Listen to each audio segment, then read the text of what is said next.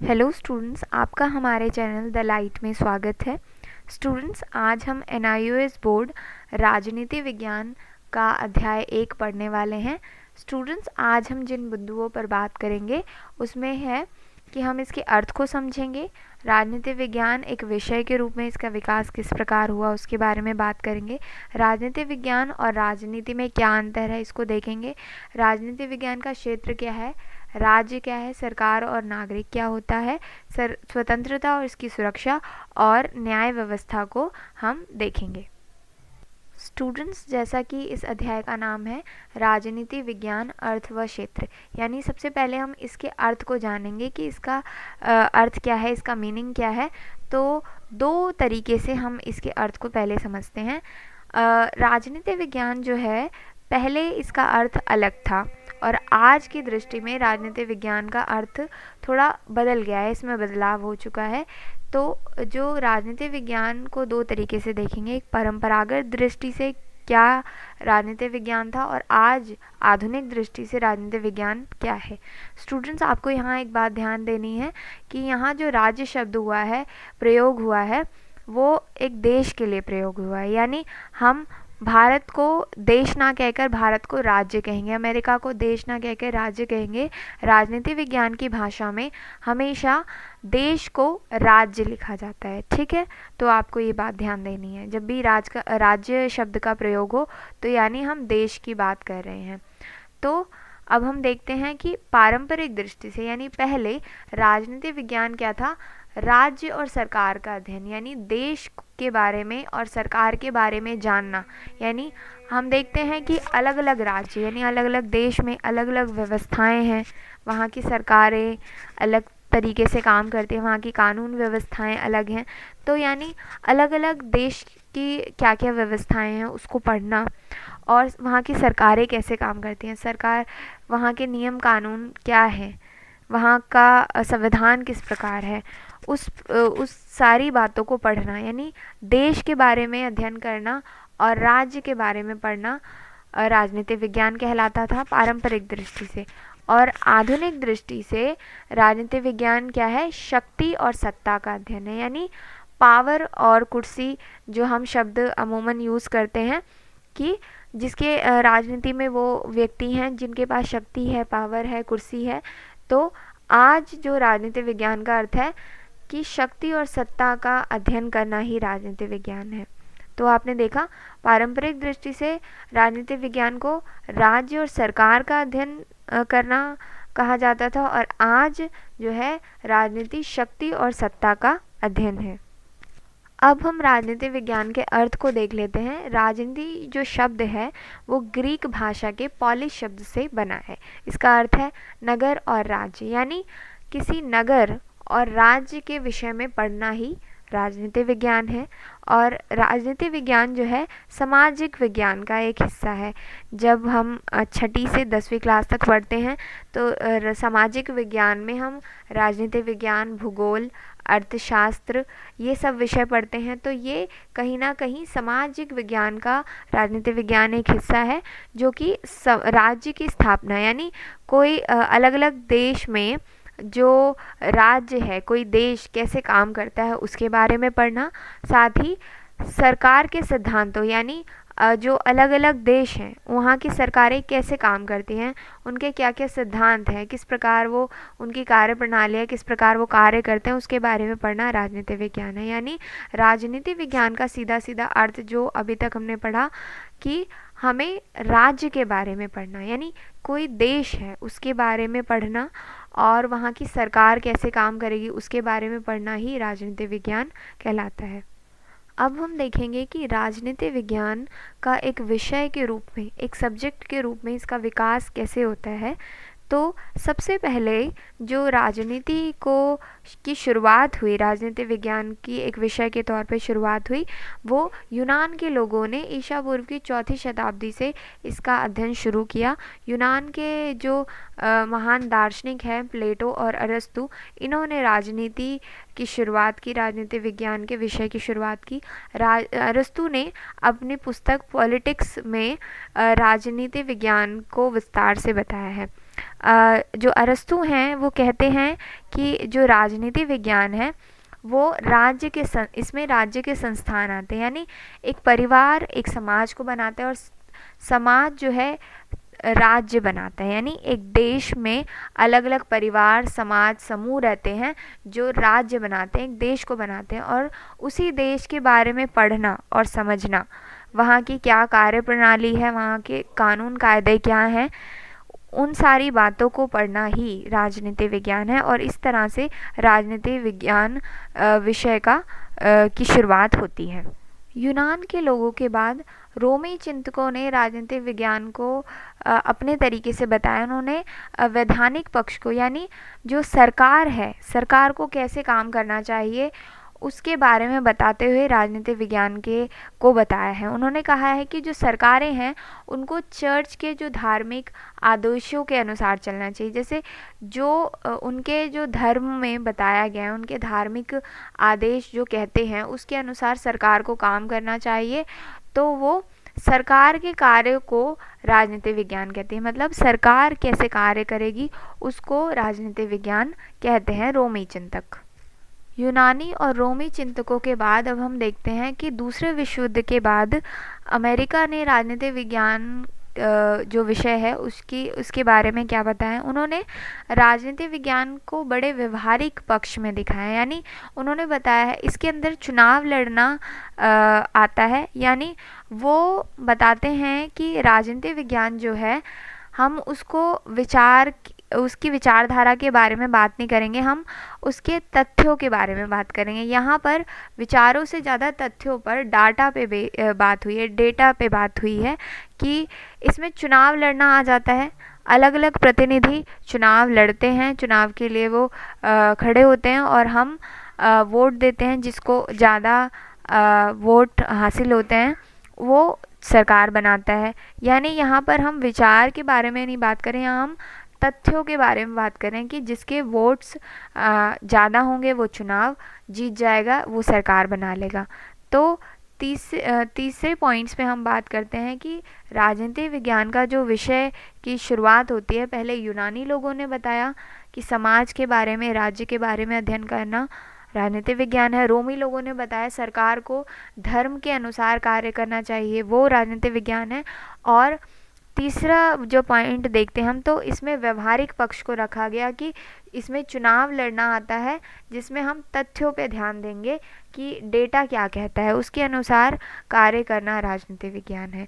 और इसके बाद हम देखें चौथा अंतिम पॉइंट कि इसमें 19वीं सदी में जो राजनीतिक विज्ञान विषय को जब हम देखते हैं तो कार्ल मार्क्स, एक ये जर्मन विचारक हैं, जर्मन के विचारक हैं, ये कहते हैं कि एक ऐसा समाज होना चाहिए जहाँ पे वर्ग विहीन समाज हो, यानी जहाँ अमीर गरीब ना हो, समाज में सब बराबर हों। इसको ये राजनीतिक विज्ञान कहते हैं।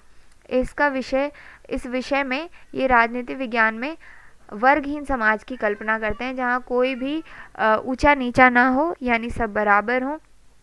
तो 4 इसके पॉइंट्स हमने देखा कि राजनीतिक विज्ञान की विकास किस प्रकार होता है। ठीक है, तो हम देखेंगे कि राजनीतिक विज्ञान और राजनीति में क्या अंतर है। स्टूडेंट्स, आपको ध्यान रखना है कि राजनीतिक विज्ञान एक अलग चीज़ है और राजनीतिक एक अलग चीज़ है। जो राजनीतिक विज्ञान है एक ये विषय है जिसको हम पढ़ रहे हैं आज। राजनीतिक विज्ञान में हम एक देश कैसे काम करता है, उसकी रचना और सरकार कैसे काम करेगी उसको पढ़ते हैं, जबकि राजनीति वो है जो असल में राजनीति में है, मंत्री, नेता, अधिकारी, ये सब लोग राजनीति में हैं। और राजनीतिक विज्ञान एक विषय है जिसको हम पढ़ रहे हैं। राजनीति क्या है? सत्ता और अधिकार है, और जो सरकारें, नेता और मंत्री लोग करते हैं, और राजनीतिक विज्ञान एक विषय है। तो अब हम इसमें इस चार्ट के माध्यम से देखेंगे कि राजनीतिक विज्ञान और राजनीति में मुख्य अंतर क्या है, और ये आपकी परीक्षा के लिए बहुत महत्वपूर्ण है। तो राजनीति विज्ञान क्या है? राजनीति विज्ञान एक ज्ञान की शाखा है जो हम पढ़ रहे हैं, ठीक है, एक विषय है जिसमें हम राज्य के बारे में यानी देश के बारे में पढ़ते हैं, उसके सभी पहलुओं का अध्ययन करते हैं, वो राजनीति विज्ञान है। और राजनीति क्या है? इसमें असल में जो राज्य और सत्ता से जुड़ी गतिविधियां हैं कि सरकार सत्ता में है, कैसे काम करेगी, उस सारी बातों को पढ़ना राजनीति है। और राजनीति विज्ञान, दूसरे पॉइंट को हम देखें, राजनीति विज्ञान क्या है? ये एक सामाजिक विज्ञान की शाखा है, यानी सोशल साइंस में हम इसे पढ़ते हैं। जबकि राजनीति जो है एक सामाजिक गतिविधि है, ये एक एक्टिविटी है जो नेता इसमें शामिल होते हैं, मंत्री इसमें शामिल हैं, तो ये एक गतिविधि है, जबकि ये सामाजिक विज्ञान का हिस्सा है। और तीसरा पॉइंट हम देखें, इसमें हम अनुभवजन्य तथ्य और प्रमाणिक मुद्दे दोनों पे बात करते हैं। यानी राजनीतिक विज्ञान को जब पढ़ते वक्त हमने अभी देखा कि हमने अलग अलग चीज़ों पे बात की कि यूनान के विचारक क्या कहते हैं, रोमी विचारक क्या कहते हैं, जर्मन दार्शनिक क्या कहते हैं, यानी हम इसमें अनुभव के आधार पर और जो बीती बातें हो चुकी है, प्रमाणिक तथ्यों की बात करते हैं। जबकि यहाँ पर असल में जो आज राजनीति में समस्याएं हैं, नागरिकों की क्या क्या समस्याएं हैं, वो सरकारें देखती हैं और उसके लिए नीतियां और कानून बनाती हैं, वो राजनीति है। चौथा पॉइंट देखें, विभिन्न राजनीति प्रतिमानों को समझना। यानी राजनीति विज्ञान क्या है? हम अलग अलग राजनीति के जो प्रतिमान हैं, यानी अलग अलग देश में कैसे, अलग अलग देशों की क्या क्या राजनीति है, विश्व में क्या राजनीति है, भारत की क्या राजनीति है, अलग अलग देशों में क्या कानून व्यवस्थाएं हैं, सरकार कैसे बनती है, उसको पढ़ना राजनीति विज्ञान है। जबकि राजनीति क्या है? एक लोक कल्याणकारी फर्क की रचना है और रचनात्मक नीतियों को लागू करना है। यहाँ यानी राजनीति में जो सरकारें हैं वो कानून बनाती हैं, वो समस्याओं को देखती हैं, उसके अनुसार कानून, नीतियाँ, ये सब चीज़ें करती हैं। पर राजनीति विज्ञान क्या है? इसमें हम सिर्फ पढ़ते हैं कि अलग अलग देशों में क्या क्या व्यवस्थाएं हैं, कानून हैं। राजनीति विज्ञान जो है एक रूपरेखा प्रदान करती है कि इसकी वास्तविकता क्या है, असलियत में राजनीति विज्ञान क्या है, इसमें कैसे काम होता है, वो चीज़ को समझना, पढ़ना, ये राजनीति विज्ञान है। पर जो राजनीति है वो नेता और जो मंत्री हैं उसमें सुधार करने के प्रयास करते हैं, क्योंकि वो राजनीति में वो कर सकते हैं। और हम राजनीति विज्ञान को पढ़ते हैं, समझते हैं और उसकी वास्तविकता को देखते हैं। अभी तक हमने राजनीति विज्ञान के अर्थ को समझा। अब हम इसके क्षेत्र के बारे में पढ़ेंगे, इसके एरियाज़ क्या क्या हैं उसके बारे में पढ़ेंगे। तो राजनीति विज्ञान का जो क्षेत्र है वो है राज्य की भूमिका, यानी राजनीति विज्ञान में देश कैसे काम करेगा और देश की क्या भूमिका होती है, उसके साथ ही सरकार का क्या काम होता है और साथ ही जनता और सरकार के बीच में क्या संबंध होता है। तो ये इसके क्षेत्र हैं, इन तीनों पर हम आगे बात करेंगे। पहले हम राज्य की भूमिका को देखते हैं कि देश का क्या काम है।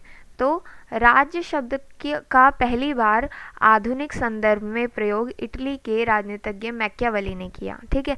जैसे प्लेटो और अरस्तु एक राजनीतिक दार्शनिक विचारक हैं, वैसे मैकियावेली ने सबसे पहले राज्य शब्द का आज के दृष्टिकोण से इसका शब्द का अर्थ निकाला है, ठीक है। इन्होंने बताया है कि राज्य 4 तत्वों से बना है, यानी राज्य में 4 चीज़ें होती हैं, यानी किसी देश में 4 चीज़ें होती हैं, उनकी जनता होती है और राज्य का एक भूभाग होता है, एक सीमा रेखा होती है, उसमें राज्य होता है। भारत की एक सीमा रेखा, एक भूमि क्षेत्र है जहाँ पे भारत रहता है, भारत के लोग रहते हैं।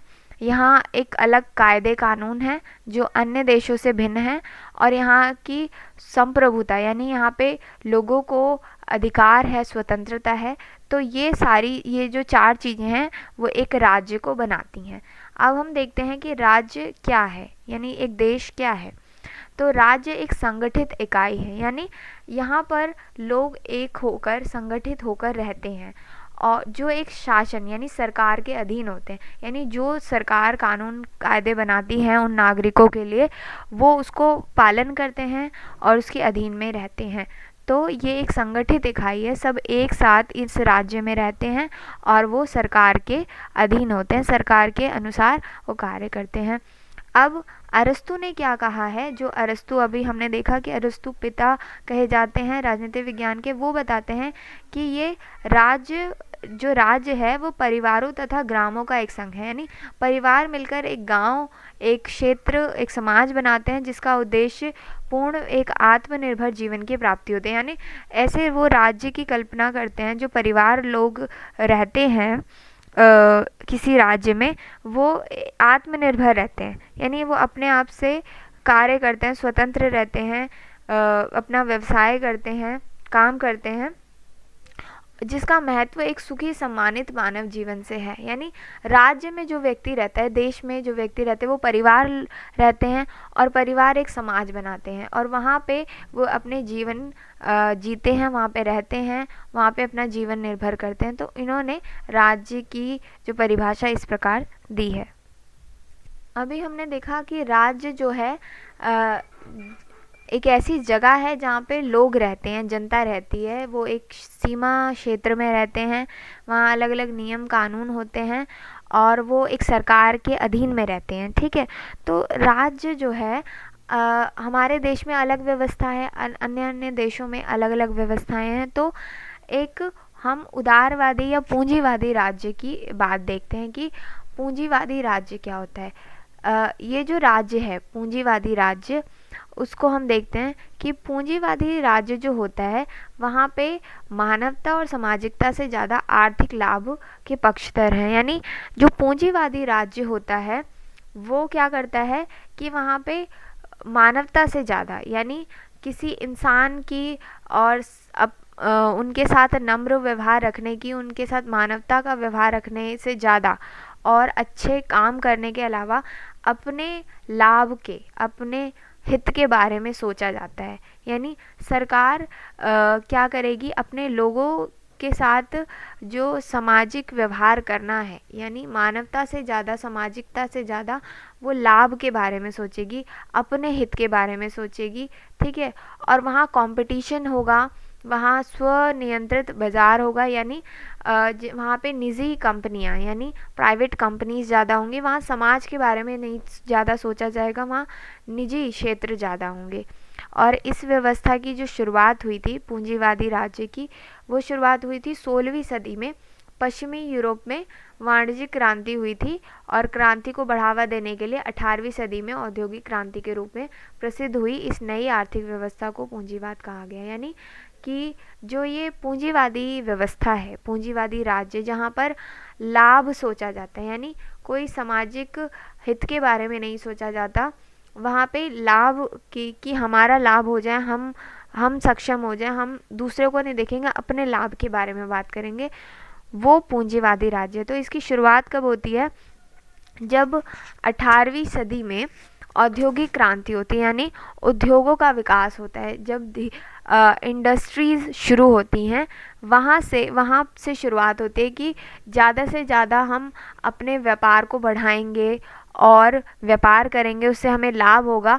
वहाँ पर जितने कर्मचारी होंगे उनको उतना वेतन दिया जाएगा और उनके लाभ के बारे में ना सोचकर कंपनी के लाभ के बारे में सोचा जाएगा। यानी किसी अन्य व्यक्ति की, यानी सामाजिक और मानवता को छोड़कर हम लाभ के बारे में सोचेंगे, ये पूंजीवादी राज्य कहलाता है। ठीक है, तो जो पूंजीवादी और उदारवादी विचारधारा है वो राज्य को एक बुराई मानते हैं। वो सोचते हैं कि जो राज्य है, जो देश है, वो कोई रोका टोकी नहीं करना चाहिए और एक अच्छी सरकार वो होती है जो कम से कम शासन करे, मतलब वो ज़्यादा काम ना करे सरकार, बल्कि वहाँ पे जो बड़े बड़े उद्योगपति हैं वो देश को चलाएं। यानी वो देखें कि कैसे उन्हें अपनी कंपनी बनानी है, कैसे प्रॉफिट कमाना है, कैसे लाभ कमाना है। वो आम लोगों की चिंता छोड़कर अपने लाभ के बारे में सोचे। यहाँ आप एक चित्र देख रहे हैं, एक व्यक्ति दिखाया गया जो धूम्रपान कर रहा है और यहाँ पे बहुत सारे लोग हैं वो जल रहे हैं। यानी कि पूंजीवादी व्यवस्था में क्या होता है कि एक अमीर आदमी यानी एक निजी कंपनी के हित के बारे में सोचा जाता है, लाभ की दृष्टि से सोचा जाता है। यहाँ पे सामाजिकता की नाम की कोई चीज़ नहीं होती, यानी किसी के हित के बारे में नहीं सोचा जाता, अपने लाभ के बारे में सोचा जाता है। ऐसी व्यवस्था में जितने भी प्राइवेट कंपनी हैं और जितने भी अलग से जो प्राइवेट लोग हैं वो शासन चलाते हैं। यहाँ पे सरकार का कम रोल होता है ऐसी व्यवस्था में। यहाँ पे जो राज्य कम काम करता है, सरकारें कम काम करते हैं। यहाँ के बड़े बड़े जो बिलियनियर्स हैं, जो उद्योगपति हैं, वे काम करते हैं, वे अपने लाभ के बारे में सोचते हैं और उन्हीं की सुनी जाती है। पूंजीवादी जो व्यवस्था है, पूंजीवादी राज्य का उदाहरण अमेरिका है। वहाँ ज़्यादातर प्राइवेट कंपनीज़ हैं और प्राइवेट तरीके से कार्य होता है, यानी सरकारी कम है, वहाँ पे प्राइवेटाइजेशन ज़्यादा है, तो वहाँ लाभ की दृष्टि से सोचा जाता है। तो वहाँ अमेरिका में ये व्यवस्था है उदारवादी राज्य की। अब हम दूसरे राज्य की बात करें तो ये समाजवादी राज्य हैं, यानी ये नाम से ही समझ आ रहा है, यानी समाज के बारे में इस राज्य में सोचा जाता है। और ये मार्क्सवादी दृष्टिकोण है, यानी कार्ल मार्क्स के बारे में जो हमने अभी आगे पढ़ा था। कार्ल मार्क्स एक विचारक हैं जो बताते हैं कि हमें जो राज्य है, जो देश है, उसे समाज के बारे में सोच के काम करना चाहिए, ये नहीं कि यहाँ पे लाभ के बारे में सोचा जाए जैसे कि पूंजीवादी देशों में था। समाजवाद एक ऐसी विचारधारा और व्यवस्था है जो क्षमता मूलक समाज, यानी सबको समान माने, यानी अमीर गरीब ऐसा कुछ ना हो, यहाँ पर इस तरीके की बातों पर बल देती है। राज्य की स्थापना पर बल देती है। वो पूंजीवादी विचारधारा में बोला जाता है कि राज्य को काम नहीं करना चाहिए, ज़्यादातर प्राइवेट कंपनीज को ज़्यादा काम करना चाहिए। पर समाजवादी राज्य क्या कहता है, ये राज्य की स्थापना पर बल देता है कि राज्य को काम करना चाहिए।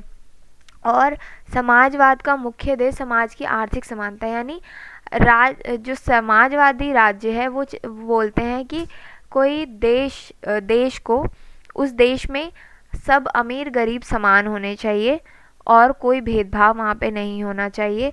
राज्य को यानी देश को सरकार लोगों के हित में कार्य करना चाहिए। समाजवादी जो राज्य है उसमें समाज हित के बारे में ज़्यादा सोचा जाता है, जबकि अपने लाभ के बारे में कम सोचा जाता है, यानी धनी और निर्धन वर्ग के लिए ज़्यादा सोचा जाता है।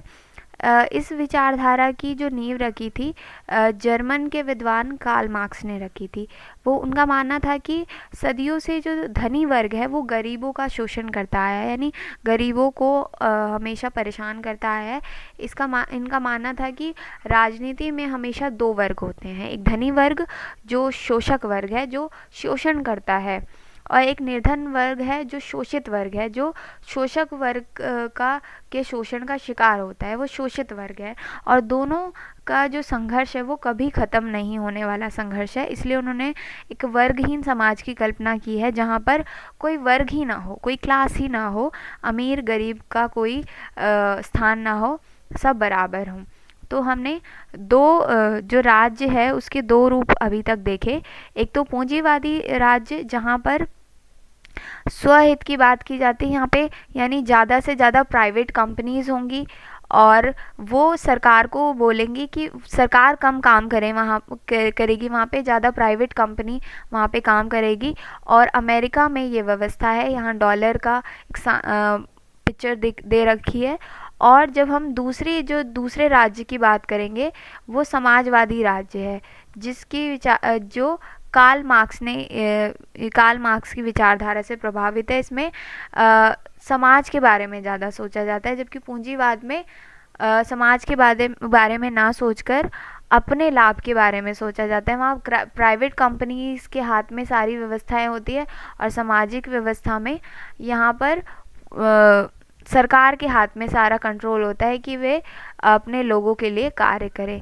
और इसके बाद जो तीसरा राज्य है उसके बारे में हम देखते हैं लोक कल्याणकारी राज्य, यानी नाम से ही इसके समझ आ रहा है कि लोगों के कल्याण में जो कार्य करती है राज्य यानी देश जो काम करता है वो लोक कल्याणकारी राज्य है। तो 1930 के दशक में लोक कल्याणकारी राज्य का उदय होता है जो अपने नागरिकों के कल्याण यानी ऐसा राज्य ऐसा देश जो अपने नागरिकों के कल्याण की बात करे, यानी गरीबी पे काम करे, बेरोजगारी है तो उस पे काम करे, बूढ़े लोगों के हित के बारे में सोचे। लोक कल्याणकारी से राज्य से क्या होता है कि लोगों का कल्याण होता है, आम आदमी आम लोगों के कल्याण की बात होती है। ठीक है, तो आज जो राज्य है, आज हमारे देश में लोक कल्याणकारी राज्य है। यहाँ पर समाजवाद नहीं न पूंजीवाद, यहाँ पे लोगों के हित में यानी सरकार कैसे काम करती है, राज्य देश कैसे काम करता है, लोगों के हित में काम करता है। अब हम देखेंगे सरकार की भूमिका, यानी सरकार की क्या भूमिका होती है, सरकार कौन होता है, इसके बारे में देखेंगे। तो सरकार जो है राज्य का सर्वाधिक महत्वपूर्ण तत्व है, यानी किसी देश में सरकार का होना बहुत ही महत्वपूर्ण है। इसके द्वारा राज्य अपने उद्देश्यों की पूर्ति करता है, यानी सरकार के द्वारा ही राज्य यानी देश अपने उद्देश्य की पूर्ति करता है। राज्य को क्या करना है, जो सरकारें हैं वो 3 भागों में विभाजित होती है, व्यवस्थापिका, कार्यपालिका और न्यायपालिका। यानी कानून कौन बनाएगा, उसको लागू कौन करेगा, फिर न्यायपालिका जो वो कानून का पालन ना करने वाले को दंड देती है। इसके माध्यम से सरकार अपना काम करती है। सरकार नियमों और कानूनों का निर्माण करती है, नियम और कानून बनाती है, विवादों को, कहीं लड़ाई झगड़े हो रहे हैं इन विवादों को निपटारा करती है और देश में शांति व्यवस्था और एकता बनाने का काम सरकार करती है। तो ये सरकार के बारे में हमने देखा। अब हम देखते हैं कि जनता और सरकार के बीच में क्या संबंध है। तो जो सरकार है, अब हम सरकार की शक्ति को देखेंगे। सरकार की शक्ति का अर्थ है एक न्याय संगत शक्ति। हम कभी कभार शक्ति को उस अर्थ में देखते हैं जिसके पास ताकत है, पावर है, बल है, अपने बल के बूते पे वो कुछ भी काम कर सकता है, किसी को नुकसान पहुंचा सकता है। पर हम जब सरकार की शक्ति की बात करते हैं तो एक न्याय संगत शक्ति की बात करते हैं। मतलब वो बल प्रयोग नहीं करता, अपनी ताकत का इस्तेमाल नहीं करता, बल्कि उसका पूर्ण आधिपत्य होता है, उसकी अपनी एक रुतबा होता है जिसको जो नागरिकों को अपनी बात मनवा सकता है। सरकार हम पे कोई बल प्रयोग नहीं करती, कोई ताकत नहीं आजमाती, बल्कि हम खुद उसकी बात को मानते हैं, यानी उसके पास अपनी बात मनवाने की एक पावर है, एक शक्ति है, वो एक सरकार की शक्ति है। और ऐसे प्रभुत्व को चुनौती नहीं दे सकती, मतलब हम उसकी शक्ति को नकार नहीं सकते। तो ये सरकार की शक्ति है। सरकार की शक्ति न्याय संगत शक्ति है, वो अपने बल का प्रयोग नहीं करता है, बल्कि अपने पूर्ण आधिपत्य से, मतलब अपने रुतबे से वो सबको अपनी बात मनवा लेता है, नागरिकों से अपनी बात मनवा लेता है। ऐसे प्रभुत्व को हम चुनौती नहीं दे सकते, वो सरकार की शक्ति कहलाती है। अब नागरिक क्या होता है, नागरिक जो है राज्य का ही सदस्य होता है, एक देश का सदस्य होता है, नागरिकों को अधिकार दिए होते हैं और उसके बदले में उसे अपने नागरिक होने के नाते उसके कर्तव्य होते हैं, उसको पालन करना होता है। और नागरिकों का कर्तव्य क्या होता है कि वे सरकार को टैक्स दें और प्रत्येक नागरिक विधि और नियमों का पालन करे और सरकार का सहयोग करे, ये नागरिक का कर्तव्य होता है। देखेंगे कि स्वतंत्रता क्या है। तो स्वतंत्रता जो शब्द है ये अंग्रेजी भाषा के लिबर्टी लैटिन भाषा के लिबर शब्द से बना है। इसका अर्थ है मुक्त या स्वतंत्र, यानी स्वतंत्र होना, मुक्त होना या कोई बंधन ना होना स्वतंत्रता है। यानी स्वतंत्रता का जब हम अर्थ निकालते हैं तो इसका मतलब बनता है कि स्वतंत्रता का अर्थ है व्यक्ति के व्यक्तित्व के विकास के लिए उचित अवसर, यानी हम पर किसी प्रकार का बंधन ना हो, हम अपने व्यक्तित्व का विकास कर सकें, हम विकास अपना कर सकें, उसमें किसी की रोक टोक ना हो, तथा अपनी स्वतंत्रता को इस प्रकार प्रयोग करें जिससे दूसरे की स्वतंत्रता बाधित ना हो। यानी हमें अपनी लिबर्टी को, अपनी स्वतंत्रता को इस तरीके से पालन करना है कि हम अपनी स्वतंत्रता का मज़ा तो ले सकें, यानी हम अपनी स्वतंत्रता का आनंद उठा सकें, पर किसी और की स्वतंत्रता को बाधित किए बगैर, यानी कि हम अपनी स्वतंत्रता को इस्तेमाल करें पर उसको सही से, यानी हम ये नहीं कि हमारे ऊपर कोई बंधन नहीं है और हम किसी भी प्रकार से अपनी आज़ादी का लाभ उठा रहे हैं, उससे हमारी स्वतंत्रता से किसी और की स्वतंत्रता बाधित ना हो, इसे स्वतंत्रता कहेंगे। अब हम देखेंगे स्वतंत्रता की सुरक्षा कौन करता है। हमारे जो स्वतंत्रता है, जो हमें आज़ादी मिली है, उसकी सुरक्षा कौन करता है। तो स्वतंत्रता की सुरक्षा कैसे होती है। हमें जो संविधान से अधिकार मिले हैं वो स्वतंत्रता की एक प्रमुख रक्षक, यानी जो अधिकार हमें मिले हैं वही हमारे लिए स्वतंत्रता है। स्वतंत्रता का अधिकार, समानता का अधिकार, ये सारी हमारी स्वतंत्रता है, तो ये हमारी रक्षा करते हैं। फिर एक निष्पक्ष न्यायपालिका, यानी जो हमारे पास कोर्ट है, न्यायालय है, अगर हमारी स्वतंत्रता का हनन होता है, यानी हमें आज़ादी में कोई बाधा डालता है, हमें परेशान करता है, तो हम न्यायालय जा सकते हैं, तो यानी वो हमारे स्वतंत्रता की रक्षा करता है। तीसरा है शक्ति का विकेंद्रीकरण, यानी सरकार दो स्तरों पे काम करती है, एक केंद्र स्तर पर, राज्य स्तर पर। तो हम अलग अलग, हमारे पास कोर्ट भी हैं, न्यायालय भी हैं, एक राज्य स्तर पर और उच्च न्यायालय और सर्वोच्च न्यायालय हैं, हम उन पे जा सकते हैं अगर हमारी स्वतंत्रता का हनन होता है। चौथा पॉइंट है व्यवस्थापिका, यानी जो कानून बनाती है, कानून लागू करती है, और जो न्यायपालिका है, उनके बीच शक्ति का बंटवारा है, यानी अलग अलग लोग अलग अलग जो कार्य करते हैं, उससे हमारी स्वतंत्रता की रक्षा होती है। फिर सामाजिक न्याय, जो हमारे लिए, जो समाज में न्याय व्यवस्था है हमारे लिए, और आर्थिक समानता भी हमें हमारी स्वतंत्रता से रक्षा करती है। और अलग अलग जो पार्टीज़ हैं, अलग अलग दल हैं, वो हमें स्वतंत्रता के विषय में जागरूक करते हैं अगर हमारे स्वतंत्रता का हनन हो रहा है। अगर सरकार भी हमारी स्वतंत्रता का हनन करती है तो कोई और पार्टी, यानी कोई और दल उसका विरोध करता है, तो इससे हम जागरूक होते हैं अपनी स्वतंत्रता के लिए। सातवां है कानून के नियम और कानून की दृष्टि में समानता, यानी कानून के समक्ष हम समान हैं और उसके दृष्टि में कोई भेदभाव नहीं है, वर्ग धर्म आधार पर कोई भेदभाव नहीं होता, तो ये भी हमारी स्वतंत्रता की रक्षा करता है। और आठवां पॉइंट है कि हमें खुद भी जागरूक रहना पड़ेगा स्वतंत्रता के लिए। अगर हम स्वतंत्र हैं तो अगर हम पर कोई बाधा डाल रहा है, हमें हमारा शोषण कर रहा है, तो हमें खुद भी जागरूक होना चाहिए कि हमारे अधिकार क्या हैं, हमारे कर्तव्य क्या हैं, तो हम अपने स्वतंत्रता की रक्षा कर सकते हैं। अब स्वतंत्रता भी दो प्रकार से हम पढ़ेंगे, एक तो सकारात्मक स्वतंत्रता, एक नकारात्मक स्वतंत्रता। सकारात्मक स्वतंत्रता क्या है कि उसके बारे में चलो देखते हैं, और नकारात्मक स्वतंत्रता उसके बारे में भी हम देखते हैं। तो सकारात्मक स्वतंत्रता क्या है, व्यक्ति के उचित विकास के लिए कुछ बंधनों अर्थात नियमों का होना, यानी सकारात्मक स्वतंत्रता क्या कहती है, किसी व्यक्ति के पास अगर वो स्वतंत्र है तो ये नहीं कि उसके पास कोई बंधन ही ना हो, हम बिल्कुल आज़ाद हैं, कभी हम कितनी भी रात तक हम बाहर जा सकते हैं, घूम सकते हैं, ये नहीं, ये स्वतंत्रता बिल्कुल नहीं है।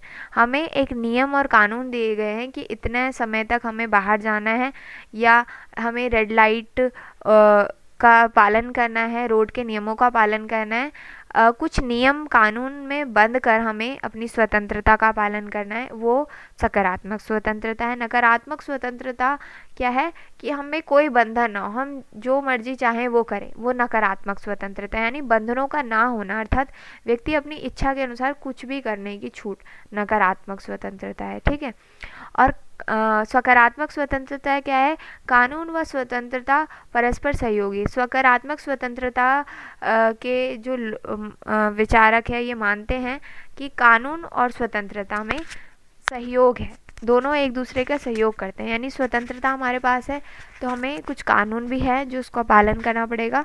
जबकि नकारात्मक स्वतंत्रता क्या कहती है कि कानून हमारा विरोध करती है, मतलब कानून स्वतंत्रता की विरोधी है, कि हम जब कभी रोड पार करते हैं, रोड के नियम हमें ना दिए जाएं, हम जिस तरीके से हमें करना है हम उस तरीके से करें, तो ये नकारात्मक स्वतंत्रता है। ठीक है।